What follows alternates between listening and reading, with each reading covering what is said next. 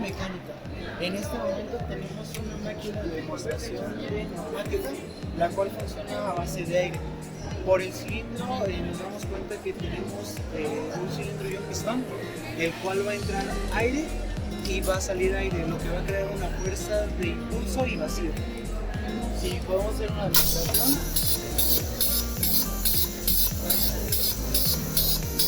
Al momento de entrar el aire va a crear que el pistón se mueva y este momento va a hacer que haga igual salga, va a crear ese movimiento de fuerza.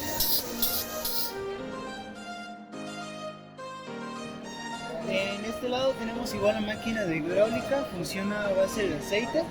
Este aceite igual de la misma manera va a inyectar en el cilindro y va a crear una fuerza de impulso. Bueno, ese aceite va a impulsar ese pistón, el cual va a moverse.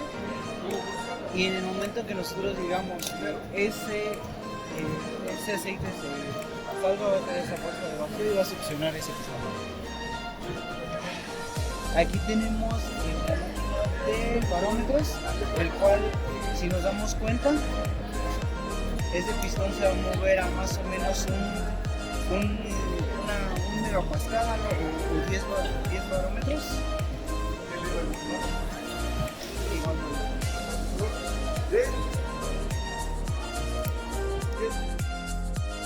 La bobina Tesla es un invento de Nikola Tesla, vaya. Y la idea que tenía era que en base a la corriente alterna, que vaya, recordemos que la corriente alterna fue un avance bastante magistral, que de hecho no fue solo obra de Nikola Tesla, sino que fue obra, vaya, de muchos científicos y de estudios anteriores a él. ¿Qué nos permitía, o bueno, qué nos permite ahora la corriente alterna? Lo que nos permite es mandar energía eléctrica a lugares demasiado alejados de nosotros. La corriente directa te permite mover energía eléctrica, pero después de cierta longitud del conductor, esta energía se disipa o disminuye drásticamente. Entonces, la corriente alterna lo que nos permitió, vaya, fue transportar eso. Y Nikola Tesla en su mente pensó, en el siguiente nivel, ¿cuál sería el siguiente nivel de esto? El siguiente nivel para él era, vaya, lo que ahora tenemos como, por ejemplo, la carga inalámbrica de los teléfonos inteligentes. Lo que él pensaba era un aparato que te permitiera comunicar energía eléctrica de forma inalámbrica, es decir, sin conductores directos. Entonces, lo que él pensó es, las bobinas tienen dos funciones. Una, te generan campo eléctrico, te generan campo magnético, y la otra es que te aumentan mucho el voltaje, incluso la corriente. Entonces, ¿qué pensó él? Que una bobina con un elemento en el extremo podría generar un campo eléctrico lo suficientemente fuerte como para que pudieras, dicho de una forma bastante ambigua, conectar ciertos aparatos y que esos recibieran energía no directamente de un conductor, sino del campo eléctrico proveniente del elemento en la cima de la bobina, es decir, básicamente del aire. Entonces, ¿cómo está constituida la bobina Tesla? Vaya, tenemos demasiados elementos, pero en sí tenemos cuatro principales.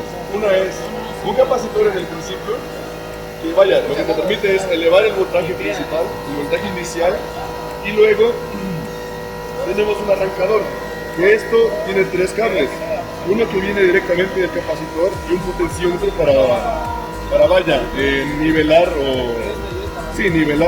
la corriente. Tenemos un cable de tierra, y este cable de tierra se va, pues vaya, a la tierra física del aparato. Y un cable de fase que sale de aquí mismo y se va, pues vaya, al otro extremo de la bobina. Entonces, ¿qué es lo que hace esto? Lo que hace es, alimentamos la bobina y pasa directo por la bobina. O sea, sabemos que entre más espiras la bobina genera dos cosas, mayor campo electromagnético y mayor voltaje. Entonces, al llegar a la cima, se genera un pequeño campo eléctrico a los alrededores. Entonces, ¿qué pasa? Hay dos cosas. Vaya que sí tenemos campo eléctrico acá, pero tenemos un campo eléctrico bastante elevado. Entonces, si acercamos un conductor o, por ejemplo, un foco, se genera que está obteniendo los electrones excitados de acá, y si nosotros lo tomamos con la mano, nosotros generamos tierra con respecto al campo eléctrico permaneciente acá. Entonces, ¿qué pasa? Que suele prenderse el conductor. Entonces, si acercamos el foco, se prende. Entonces, con eso concluimos que aquí tenemos cierto campo eléctrico, pero ¿cuál es la desventaja de esto? La desventaja de esto es que, como ya mencioné, tenemos demasiado campo eléctrico, mucho voltaje. Entonces, si acercamos un conductor, tiende a pasar lo que tiende a pasar con mucho voltaje. Se ioniza el aire. ¿Y qué pasa? Se generan chispas. Estas chispas son bastante peligrosas y más en un ambiente con mucha electricidad. Entonces, ¿qué pasa? Vaya que era una idea descabellada, pero es una idea que permitió muchos avances en la ciencia. Muchos avances como la corriente alterna, avances como la electrónica moderna, y vaya, ahora queda como un experimento muy vistoso de parte del querido por muchos ingeniero Nikola Tesla.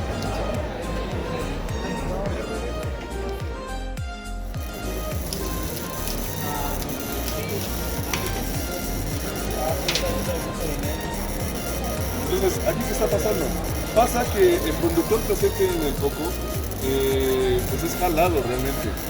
Lo que hace el campo eléctrico en la cima es que tenemos, campo magnético y campo eléctrico. Entonces pasa que el campo eléctrico permite al foco encenderse y el campo magnético lo jala hacia adentro de la bobina. Entonces, este campo, que es muy útil, pero de cierta manera, cuando el voltaje es demasiado, tiende a ser muy peligroso.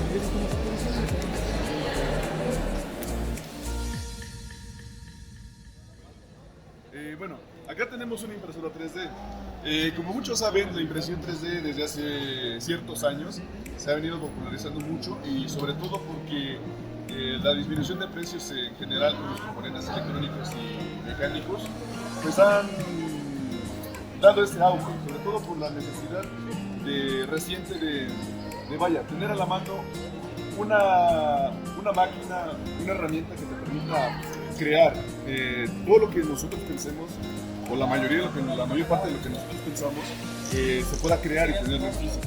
Entonces, ¿cómo funciona una impresora 3D? Tenemos dos principales elementos de la impresora. La primera es el extrusor, que es este pequeño cuadrito, y la boquilla. La boquilla está ahí imprimiendo. Entonces, ese es uno de los elementos, y el otro es, la plataforma, la conocida como cama. Entonces, las impresoras 3D utilizan un sistema de coordenadas como la mayor parte de herramientas, digamos, industriales, como las fresadoras o los tornos CNC. Estas utilizan un sistema de coordenadas muy básico, que es el cartesiano, el que la mayoría de la carrera conoce, coordenadas X, Y, Z. Y lo que hace es, mediante la boquilla, ir extruyendo y poco a poco ir cambiando sus coordenadas, de modo que al ir dejando material, y al irse secando este material, más bien enfriando, pues se va formando en los objetos. Entonces, las impresoras utilizan muchos tipos de material. En sí, la mayor parte de estos son polímeros, es decir, son plásticos. Entonces, hay muchos de ellos, y en sí, en el caso de esta impresora, utiliza tres principales, que son el TPU, el PLA y el ABS. Puede utilizar otro tipo de filamentos, como son conocidos, que es un filamento con núcleo de metal, muchas veces acero, pero la verdad que no tenemos acceso a ese filamento y no podríamos mostrarlo ahora. Entonces, ahora mismo está utilizando un filamento de tipo PLA, que de hecho es un filamento de origen vegetal. La mayor parte de este origen es de maíz, incluso, de granos, de cereales.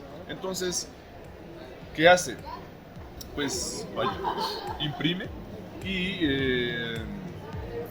estos distintos tipos de filamentos pues proveen distintas características. El PLA es más barato y el ABS es más caro, pero es mucho más rígido. Entonces, ¿qué podemos crear con esto? Podemos crear desde pequeñas atracciones como esta, que es un llaverito para cuando vengan a la feria y quieran ganarse algo, es un pequeño llaverito. O cosas ya de mayor, digamos, complejidad, como esta turbina, por ejemplo. Esto, pues vaya, nos puede ayudar a nosotros en la carrera o en algún proyecto que nosotros tengamos. Incluso engranajes, vaya, sabemos que los engranajes son demasiado importantes en la industria y más ahora con estas herramientas, maravillas. O incluso para crear figuras un poquito más complejas. ¿Y qué nos permiten? Nos permiten traer a la realidad muchas cosas que nosotros imaginamos incluso. Entonces, pues vaya que las impresoras 3D son caras, pero que nos proveen demasiadas ventajas y beneficios. En beneficio, vaya, nuestro como, digamos, algún consumidor o incluso a nosotros a nivel industrial, sobre todo dentro de lo que es la carrera de Ingeniería Mecatrónica Agrícola. Y además, si es un plato saludable, por ejemplo, si pueden ver, hay 3 variedades distintas. En este caso, esta que es Rainy está saludable, porque si se dan cuenta no marcan alguna abolladura de la manzana. Este igual está saludable, pero si ven esta que es una golden, esta entonces ya dentro de esta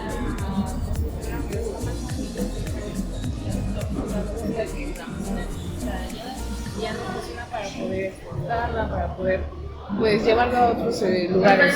Todo esto dentro de esta computadora aproximadamente son imágenes para que puedan reconocer las cosas que hay y poder reconocer también la variedad. ¿Por qué? Porque es como muy chiquito, es inteligencia artificial. Lo que tú haces es darle una imagen y este va a ir aprendiendo. Si yo le doy una imagen de una manzana, entonces él va a decir, si tú me estás diciendo que es una manzana, entonces yo ya lo reconozco, ¿no? Entonces ya va a saber qué es. Ahora, si soy más específico y le enseño una variedad, como por ejemplo la red, que es roja, le digo, esta es tal variedad, entonces ya me lo va a saber reconocer. Ya le estoy diciendo yo y está aprendiendo lo que yo le estoy diciendo con la imagen. Entonces la finalidad es hacer más automatizado el proceso de la selección de las manzanas, que ya no sea necesario ir revisando una por cada persona, sino que ya ahora simplemente con esto ya lo reconoce la máquina, entonces ya es más fácil ya estar una persona supervisando cada uno de ellos, sino ya simplemente la reconoce y ya yo puedo descartarla directamente. Sí, sería de la experiencia.